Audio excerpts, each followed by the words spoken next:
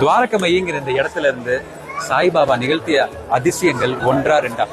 அதுல ஒண்ணு என்னன்னு பாத்தீங்கன்னா, இங்க விடாம எரிஞ்சிட்டு இருக்கிற அந்த துணி அப்படின்னா என்னங்க, ஒரு பெரிய நெருப்பு ஜுவாலை ஒண்ணு எரிஞ்சுக்கிட்டே இருக்கு.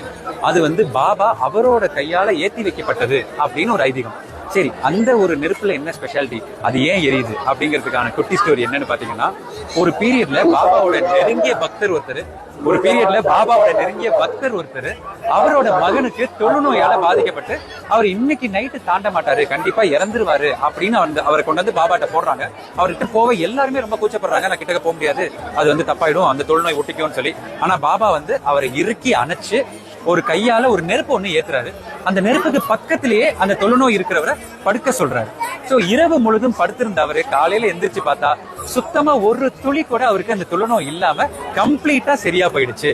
அன்னைக்கு ஏத்தி வைக்கப்பட்ட இந்த துணி கிட்டத்தட்ட 1918 நம்ம பாபா சமாதியான பிறகும் அந்த துணி, அவர் ஏத்தி வச்ச நெருப்பு இன்னைக்கு வரைக்கும் அணையவே இல்லை. இதுல ரொம்ப விசேஷமா தமிழ்நாட்டுக்காரங்க, சென்னைக்காரங்க பெருமையா சொல்லிக்க வேண்டிய ஒரு விஷயம் என்னன்னா, இங்க இருந்து நெருப்பை எடுத்துட்டு வந்து, அதாவது இந்த துணியில இருந்து நெருப்பை எடுத்துட்டு வந்துதான் மயிலாப்பூர்ல இருக்கிற பாபா கோயில்ல வச்சிருக்காங்க. அதுக்கப்புறம் திருச்சி பக்கத்துல அக்கரைப்பட்டிங்கிற ஒரு பாபா கோயிலையும் வச்சிருக்காங்க. சோ இந்த மயிலாப்பூர் பாபா கோயில் எப்படி இங்க சீரடி பாபா கோயில் செம்ம ஸ்பெஷலோ, அதே மாதிரி நம்ம மயிலாப்பூர் பாபா கோயிலும் ரொம்ப ஸ்பெஷல். பாபா கோயில் எறிகிற அந்த துணியில வர அந்த சாம்பலை எடுத்து ஃபில்டர் பண்ணி நம்மளுக்கு பிரசாதமா கொடுக்குறாங்க. அந்த பிரசாதத்தோட பேரு ஒதி. சோ இதுதான் துணி அண்ட் ஒதியோட குட்டி ஸ்டோரி.